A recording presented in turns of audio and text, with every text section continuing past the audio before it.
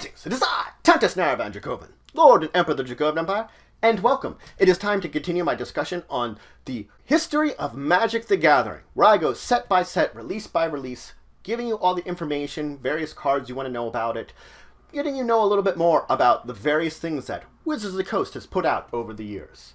So let's continue today with Future Sight. So this was the third set in the Time Spiral block. It was released on May 4th of 2007. It had 180 cards. Now it had the themes and keywords of Indestructible, Slivers, Spell Shapers, Thalids, and Tribal, and had the huge keyword list of Absorb, Aura Swap, Bloodthoque, Convoke, Cycling, Type Cycling, Death Touch, Delve, Dredge, Double Strike, Echo, Fate Seal, Flanking, Flash, Flashback, Fortify, Frenzy, Graft, Grandeur, Gravestorm, Hellbent, Kicker, Lifelink, Madness, Morph, Poisonous, Reach, Scry, Shadow, Shroud, Split Second, Storm, Suspend, Transfigure, Transmute, and of course, Vanishing. That is a heck of a list of keyword abilities that appeared in this set, which we'll talk about why they all appeared. Now, like was with the previous box, there was a time-shifted version of cards within these sets, within the entire block, but these were called future-shifted, of which there were 27 of each rarity of these future-shifted cards. The entire theme of this was the future, future sets, future releases, future worlds. It introduced a new card type, Tribal, which would only be shown in one card here, but would be fully explored in the Lorwyn block to come. It also was supposed to introduce to us Planeswalkers. It does refer to Planeswalkers in some of the cards here, but their full design was not prepared as of yet, so Planeswalkers were technically not introduced until Lorwyn, even though this new card type was mentioned here. The expansion symbol is an eye, perhaps something peering into the rifts. So, as I said, there were 81 of these future-shifted cards. All of them had some kind of quality that had never appeared in the game before. This could be new keywords for old abilities, or even cards that refer to something that does not exist within the game as of yet. Each of these aspects appears on a small number of cards, indicating that they'll be used in a future set or future release after this point in time. Some refer to potential planes or locations that will be explored in future sets. It includes this kind of futuristic card frame, which seems like a card frame that may be used in the future for Magic the Gathering cards. The fact is, Wizards has stated that as of now, they have no plans to use this card's format in any future sets. So the format of cards as they are now is the one they're sticking with, though this was a future card format. It did include iconography, symbols that represented what type of card it was. Now, this was dependent on the type of cards. There was a special symbol if it was multiple types of cards. These symbols are still used in a way. They are shown in being used as part of a identification and sorting mechanic within Magic Online. So though they were really never used after now, they technically still are in use. The icon itself has no effect on gameplay. And the rarity symbols on all of these future shifted cards is just like normal. The gold, silver, and black of commons, uncommons, and rares. Now, some of the things that they did with these future shifted cards was, of course, combine two previous keywords from older sets in ways that made them more beneficial to each other. For example, Sprout Swarm combined Convoke and Buyback. Buyback means you could cast a spell, it would come back to your hand if you paid the buyback cost. Convoke meant you could tap creatures in order to pay for this. Therefore, I could pay for the buyback cost with creatures to get more creatures because it created creatures. It was a cycle that was pretty useful. Now, as of now, 10 of the cards that were released here have actually made it into sets that have existed. So it basically previewed these cards. This includes even Mind Sensor from Amonkhet. This is one of the most recent ones to be released that was previewed during this period of time. Now, it previewed 3 possible worlds to explore and themes to explore when it came to Magic the Gathering sets. This includes a Victorian-themed area it did preview a number of locations also. planes that hadn't been seen as of yet, which we did see some of these. We saw them in the plane chase, where we have a Quantha, which was previewed previously in this set with Narcomedia. Now, we have also seen themes from various decks be previewed in this also. A good example of this is, of course, Devoid. Devoid, which comes from Battle for Zendikar, but we have a Devoid card here with Ghostfire. Cost you red mana, it's a colorless card. It was previewing a mechanic that we would not see for years to come, but it previewed it here. It also previewed a number of usual keywords, enchantments that tap, normal abilities with unusual costs different than we would expect. For example, Bounded Fetch's Defender with Haste. This, of course, had the first tribal card with Bound in Silence. We had a land creature with Dryad Arbor that was both a forest and a creature. We have Steamflogger Boss, the only card created with a rules text that, when it was created, had no effect. It had no effect at the time, at all. And of course we have Tarmogoyf, which is where we have the reminder text of a new card type, Planeswalker, appear. So if you saw this on here, you know there was a card type called Planeswalker that exists that we haven't seen. Now, of course, it was sold in 15-card booster packs, 4 pre-constructed decks, and a Fat Pack. The decks in the Fat Pack had a Pro Tour card associated with it. The pre-release was on April 21st to 22nd of 2007 and had a foil alternate art pre-release card of Korlash, Heir to Blackblade. The release card was Storm Entity. It was accompanied by a novel of the same name. It's an important note that the boosters here had the same number of cards in the same amount as any other. 1 rare, 3 uncommons, 11 commons. The only difference is, in every pack, you would have randomly 5 to 10 future shifted cards, replacing whatever position they were. You might have a rare future shifted, you might have uncommon ones, you might have common ones. You wouldn't know until you got a pack and opened them up. They effectively just replace them at various points in time. The storyline has, of course, Dominaria still suffering from the time rifts. Though great strides have gone to try to stop them, Freyalise gave her life and her spark in order to close the rift over Skyshroud Forest, basically saving it for the last time, but there are now hordes of Phyrexians appearing in the future. Things are going wrong, and the rift over Teleria seems to not be able to heal. That's why they figure out they need to travel back in time to heal this. And the only way to do that is with the powerful planeswalker Karn. He is able to travel back in time and stop Baron from basically casting this powerful spell which destroyed him and a number of Phyrexians and alter the history, because that seems to be a focal point for the source of this time rift occurring. He succeeds, but seemingly is lost. In the meantime, Venser begins to realize his true potential. The planeswalker Jeska, sister of Kamal, returns to Dominaria since the first time since the fall of Corona, since what had happened with her brother. And she goes on her own sort of rampage at the behest of some kind of dark evil force which threatens to undermine everything Teferi and Joyra have been doing. This all hints at a dark force that has returned to prevent Dominaria from Hyria. Leshrac, the evil planeswalker, has returned. So Bloodthirst, Convoke, Cycling, Dredge, Graft, Hellbent, and Scry all return in this set completely the same as they were before. Nothing unchanged about them. We do see the introduction of 3 new keywords for old abilities in Lifelink, Reach, and Shroud, now referring to abilities on cards which previously we didn't have these words for. We had a host of new abilities. Let's go over them. Absorb. A creature with Absorb would take X less damage from a source when it be dealt damage from any kind of source. Effectively, if it had Absorb 1, whenever a source would deal damage to this creature, it would take 1 less damage.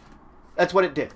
It would just give it a number associated with the absorption, and that's how much damage this creature would absorb. Take that much less damage. It has not reappeared since then, as of yet. Death Touch. When the creature deals damage to a creature, destroy that creature. This ability has been present in different ways since the beginning with the Basilisk and the Cockatrice, but now it was put into a new improved keyword format. Before it was all about blocking or being blocked, this is all about the damage that the creature itself is dealing. It was meant to replace all the past Basilisk Medusas that had had this sort of ability, and this one has been used since then. Delve allows you to remove any number of cards from your graveyard for the game. For each one you remove, you reduce the casting cost of the spell you're playing by 1 colorless. So if I'm a number of mana and a number of casting cost, let's say 4, I could remove 4 cards from the game from my graveyard, and then my spell would cost me 4 colorless less. This ability has reappeared since then in the Khans of Tekir block. Fate Seal N. This allows you to effectively look at an opponent's library, the top number of cards, N in this case, and either put them back on top or put them on the bottom of their library in any order. This was effectively the evil version of Scry, the opposite of Scry.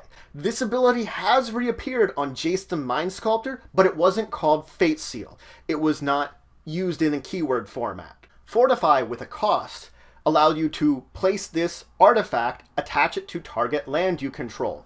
You'd have to do it as a sorcery, and if that land would leave the battlefield, you would unattach the Fortify card, and it would remain in play. This was equipment for lands. That's what it was. A fortification is equipment, but for lands. It hasn't appeared since now, but it was something that was previewed. Frenzy N, when a creature attacks and isn't blocked, it gets plus N plus O until end of turn. Effectively, something with Frenzy gets bigger if it isn't blocked. It heals more damage to your opponent. Now, this one is another one that hasn't reappeared, and there are similar abilities that do appear in older cards, though they have not been grandfathered in having the Frenzy ability as of yet. The ability Grandeur allowed you to discard a card of a name associated with that grandeur to have an effect on the card in play. This was in particularly used with a number of legends within this set. What you would allow you to do is if you had multiple copies of the legend, you could discard one of these using the grandeur ability of one of these legends to have a very powerful effect. This made you want to play with more than one legend of a copy of a legend, I should say, within your deck. It was something that you could use extra copies in your hand without having to worry about the legend rule. Because legend rule, that would override this. This would make things difficult. You couldn't have more than one. But I could discard these copies of that legend I have for big, powerful effects. This hasn't been used in anything since then. But the grandeur ability itself would pertain to whatever card name would be mentioned on them. So it could be used with something else other than legends. Now, Gravestorm, once you play it, you may copy this spell for each permanent put into the graveyard from play this turn. So this is a lot like the Storm ability. Rather than playing spells to get extra copies you can choose new targets for, this one gets extra copies for permanents going into graveyards that you can then choose new targets for. So it's a graveyard version of Storm. Gravestorm. This one also hasn't reappeared since it was in this set. Lifelink. When a creature would deal damage, you gain that much life. Like Death Touch, this ability has been around in some form since fairly early in the game. But now not only are we getting a keyword, we're getting a definition of how it exactly works. Your creature deals damage, you gain that much life. Since then, it has been altered. Originally, now it was a triggered ability, but since then it has become a static ability, that it's part of the actual damage dealing of the creature. Before, it would trigger afterwards. So it has evolved since then, and has become a standard amongst cards that you will find lifelink. Poisonous N. When this creature deals combat damage to an opponent, put N poison counters on them. A player with 10 or more poison counters loses the game. This is an ability that has been around since Legends. Poisonous. Now we're getting an actual keyword associated with it that it will deal N poisonous damage. So it is effectively been grandfathered in, similar to the abilities before. Now, this exact ability we have not seen since now, the poisonous ability. We've seen poison counters return in the Scars block, but not in the form that we have here. We have Reach. This creature can block creatures with flying. This was created mainly to clean up a lot of the mess that spiders had. The spiders with their various wordings and abilities in order to block creatures with flying, by creating a single keyword ability, Reach. It meant that this creature has the ability to reach things in the sky and block them. Reach has been around since then and is printed very often. This is an older ability that was once again given a keyword now. Shroud. This permanent cannot be the target of spells or abilities. Now, this is another one that has been around in the game for quite some time. Prevention of the targeting of spells or abilities on something. But now, of course, we have a keyword for it. This keyword did remain around for quite some time until around the Scars of Mirrodin block, when effectively it has been replaced by Hexproof as a more powerful ability that's more popular. So Shroud has kind of died out since then as an older ability that isn't quite as effective. Aura Swap with a cost allowed you to swap the permanent with Aura Swap for an aura in your hand. Effectively, I take this permanent back into my hand, take the aura in my hand for the cost I paid on the card I just returned to my hand, and put it into play, attaching it to whatever I want to. It might specifically say I'm attaching it to the creature that, let's say this was an aura that I'm returning to my hand. In fact, the only version of it that does exist is an aura as of itself, so it's made to switch out auras. But the truth is, it could work with any other permanents, and this is an ability that hasn't reappeared since then. Now, Transfigure with a cost allowed you to sacrifice this creature and search your library for another creature card with the same converted mana cost and put it into play, replacing it. Afterwards, of course, you'd shuffle your library. This was meant to be an evolution of Ravinica's Transmute. Effectively, you're sacrificing a creature to get a creature of the same converted mana cost. Now, the fact is, this ability, once again, like many of these other, has not reappeared up till now. Tribal was a card type that reappeared with other card types. It was only in Bound in Silence here. Effectively, tribal cards were meant to separate out cards. It was a super type. It was always going to be associated with another type, and only things that revolve around tribal cards mention tribal cards. It's a set of subtypes meant to share with creature types. If something is tribal, it is meant to have a creature type associated with a creature and not be a creature. So effectively, if I'm saying this is tribal elf, guess what? This card is associated with elves, even though it itself is not a creature card. It might be an instant, it might be an enchantment, but it's associated with elves because I'm using tribal. It's seemingly fallen out of favor with the R&D department of Magic, so there's very little likely we will see tribal return again after Rise of the Eldrazi. Now, type cycling with a cost. You discard this card after paying its type cycling cost, search your library for that type of card, reveal it, and put it into your hand, shuffle your library afterwards. So we had, of course, cycling where you draw a card, then we had land cycling of various types where you'd search for a land. Now you could search for whatever with it. You could, like, creature cycling. Oh, I cycle out this thing and I search for a creature. So this is not a new ability, just a new variation on this ability. And though cycling has returned since this time period, we haven't seen this particular variation of cycle return as of yet. Now this set had 12 cycles and 1 vertical cycle. The Augurs, common creatures with an activated ability that required you to sacrifice them. Common cyclers, just that. Common cards with the cycling ability. Future shifted dual lands. These were rare lands that had abilities that would allow you to add 2 mana of different colors to their owner's mana pool. Each of them had their own unique way of doing this. Future shifted slivers. Each of these slippers had a previous ability not known before. A lot of those abilities I talked about that haven't appeared since then or have not appeared in that various way, they were introduced here within these future shifted slivers. The Grandeur Legends. I briefly talked about them, but they were a cycle of 5 legends that each of them hinted at they were descendants or related to a legend of Magic's past. And they had that Grandeur ability that you could discard extra copies of them for very powerful effects. The Magi in this set were wizards that had abilities that mimicked enchantments of Magic's past. The monocolored ally lands were lands that would come into play tapped. You could tap them for a mana of whatever color they were, but each of them also then had an ability on them that had not been previously seen on lands. These abilities had appeared on other types of cards, not lands. The packs were rare spells that had a casting cost of 0. But it had the caveat that if you didn't pay a certain mana cost at the beginning of your next turn's upkeep, you would lose the game. So you could pay a pact for free, but then you had to pay for it later on.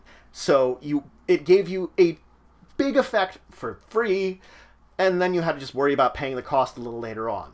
The reoccurring suspend spells were uncommon spells that when you would play them, you could either play them or play a suspend cost for them. But once they were cast and had their effect, you would suspend them again with 3 time counters, meaning that each time it was played, it became suspended again with 3 time counters afterwards. Play, suspend, play, suspend. And of course you could either play it outright to begin with, or you could suspend it to begin with for that same 3 turns. There were the scrying spells, each of these common spells with a scry of N when played.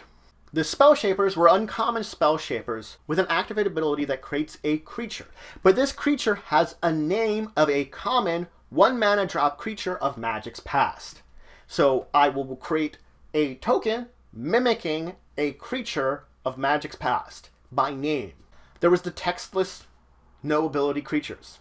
These are creatures with no abilities. And they're the only cards, other than a number of promotional cards and a number of unhinged cards, that have no text block. No text block on them. Finally, there was a vertical cycle of morph cards that were morph cards that were morphed from a creature into another card type. That's it. They started out as a creature if you morphed them, but when you flipped them over, they were not a creature anymore. So there was one functional reprint from Mori Nomad for Obsidian Giant from Portal, 2nd Age. And there was one near functional reprint. Bearing Glory was a tournament legal version of the Cheese Stands Alone from Unglued. So they made a legal version of an Unglued card. So the 4 pre-constructed decks were a blue-red one called Fate Blaster, a red-green one called Future Shock, a white-black one called Rebels Unite, and a blue-black one called Suspend Sentence. Now let's talk about the cards from a sec. There was Bridge from Below. If a non-token creature is put into your graveyard, and Bridge from Below is in your graveyard, you may put a 2/2 black zombie creature token into play. If a creature is put into an opponent's graveyard from play, and Bridge from Below is in your graveyard, exile Bridge from Below. This is a card that specifically only has abilities if it's in your graveyard. Otherwise, it does nothing. Grove of the Burn Willows. You can tap to add a colorless mana to your mana pool, or tap, add a green or red to your mana pool, and each opponent gains 1 life. So this was right away you could use it dual land, but it gave opponents life. Magus of the Moon. All non-basic lands are mountains. This was the Blood Moon ability in creature form. Narcomoebia. It was a flying creature that when it was put into your graveyard from your library, you may put it into play. So if something should mill it, or for some reason you remove it, it's removed from your library, put into your graveyard, guess what? You get it into play. Rift Sweeper. When it comes to play, choose target face-up exiled card. Shuffle it into its owner's library. So this is a way of taking exiled cards and putting them back into your library. One of the few ways it can be done. Sarcomite Mirror. 2 colorless and a blue casting cost. For 2, it can gain flying until end of turn. For 2, you can sacrifice to draw a card. The important thing about this is, it's a colored artifact.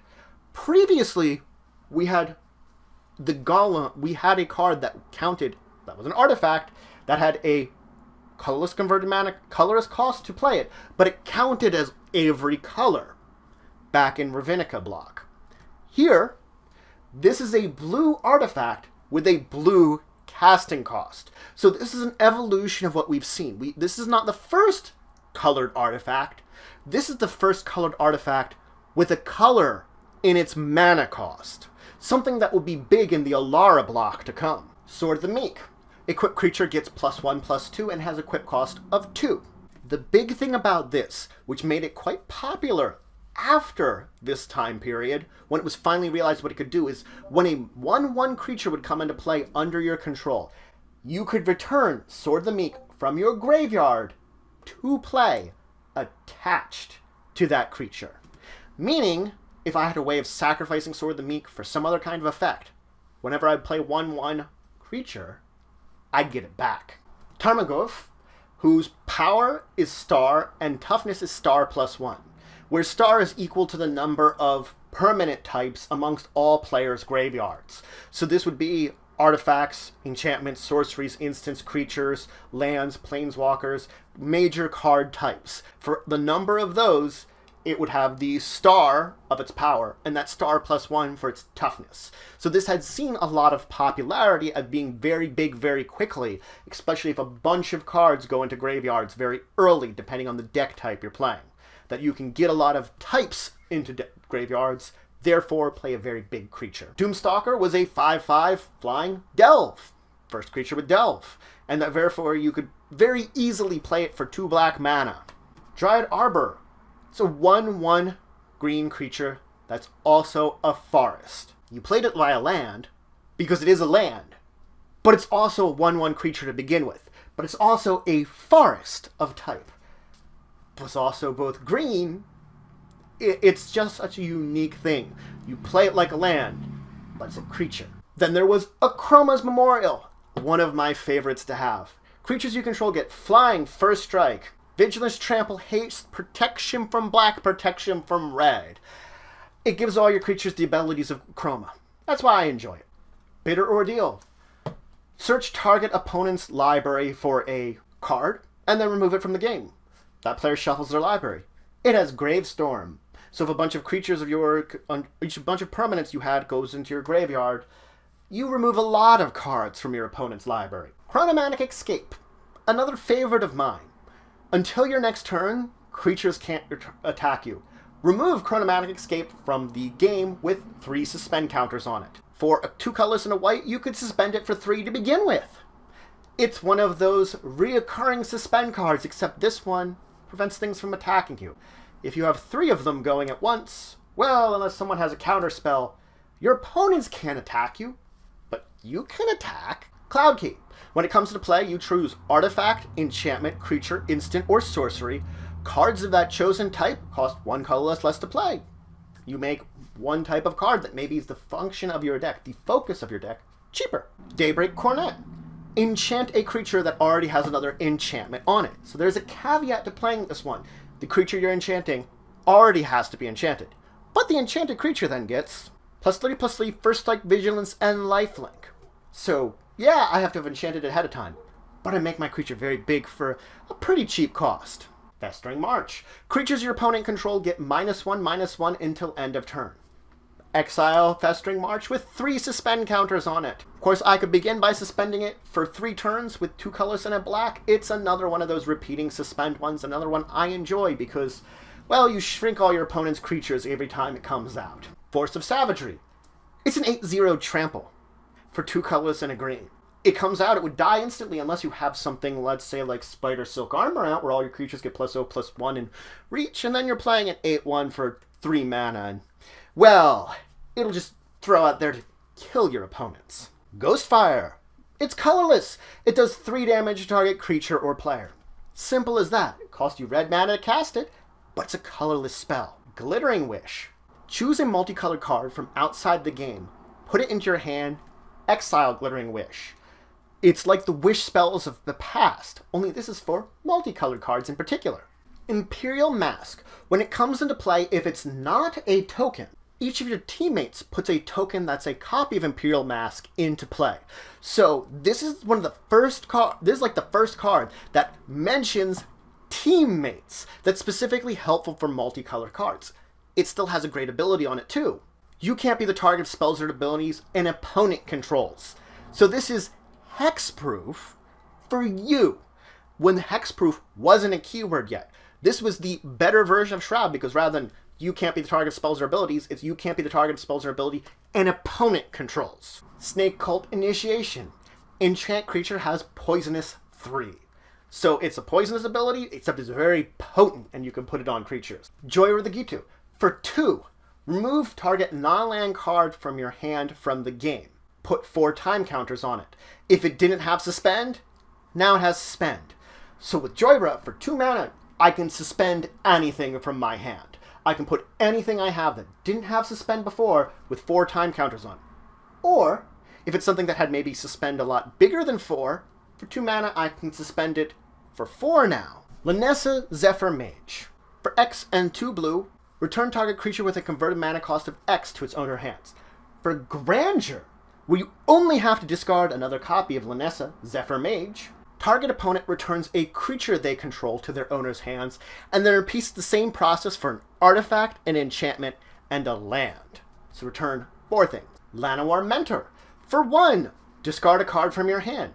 For 1 green mana, discard a card from your hand. Put a 1/1 green elf creature token called Llanowar Elves into play that has the ability, tap, add 1 green mana to your mana pool.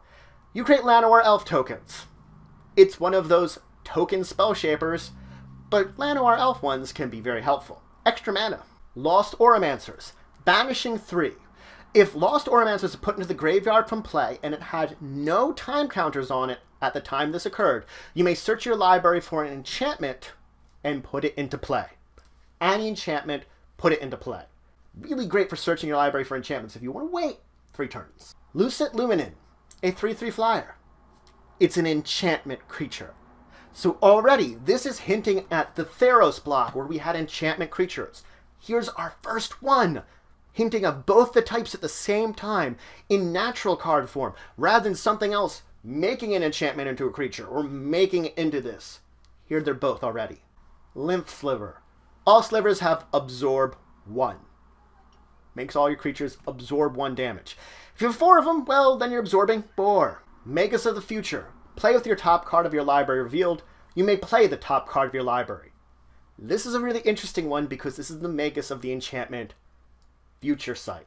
The same name as the set we're talking about right now. There you go. Mistmeadow Soak. Protection from creatures with a converted mana cost of 3 or greater, and it has lifelink.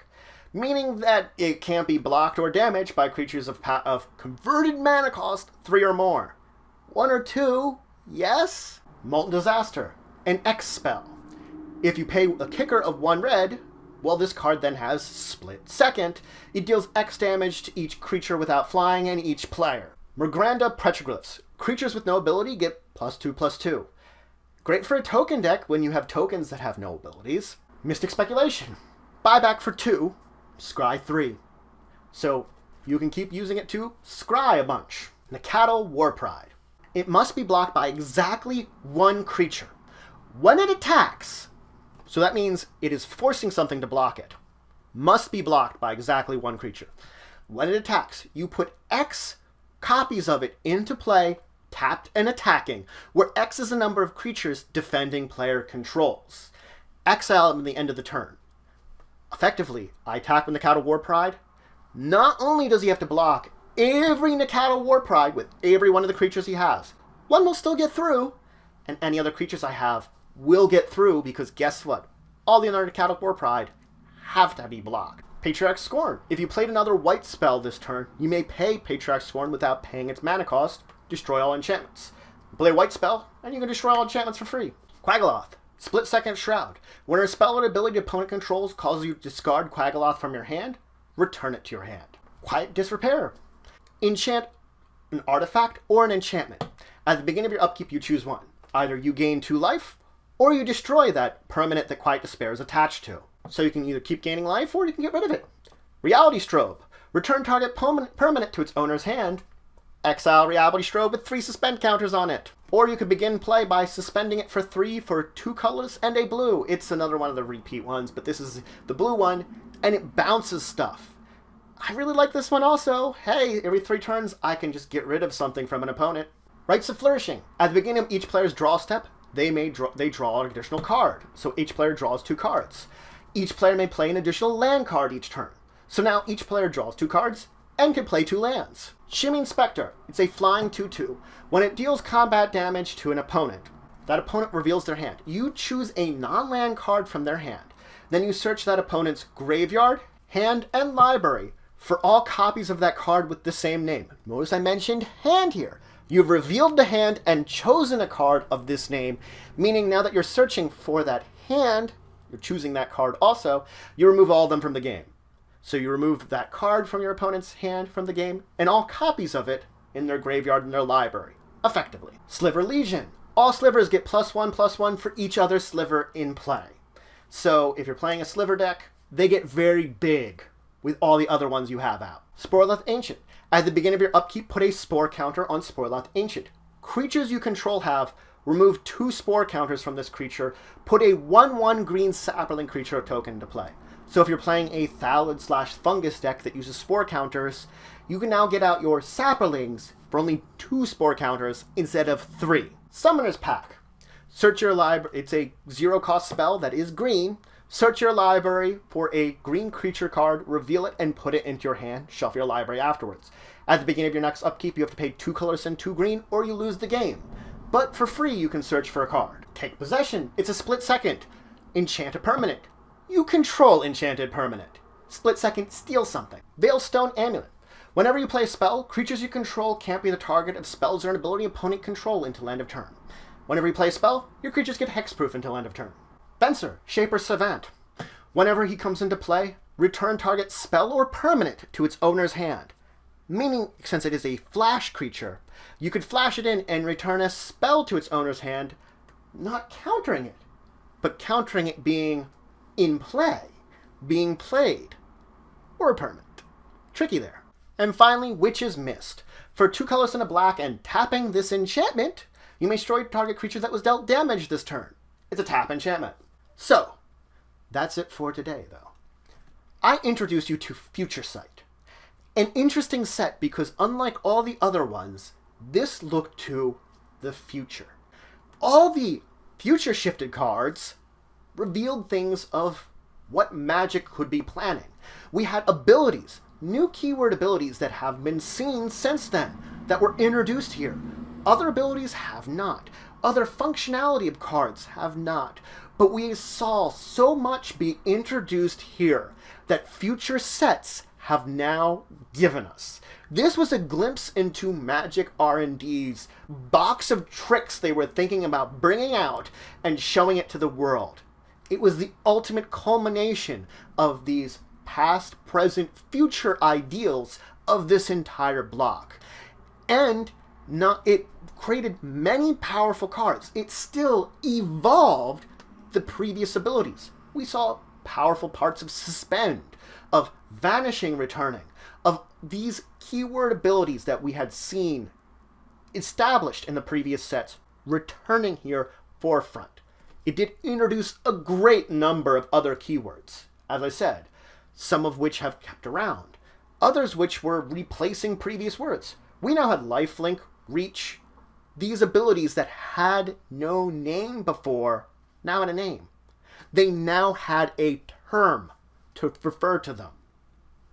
This is why this set is quite significant, because since it looked to the future, it introduced so much of what we have today in Magic, which we've seen in various sets, some of which has become standard. There are a number of keyword abilities here that are standard now. Death Touch is the best example. You're more than likely going to find Death Touch in a set. Plenty of sets nowadays have it.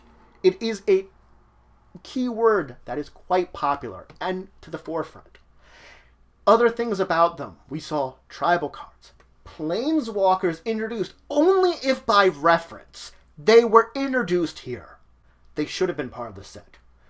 This set has great power in what it's shown.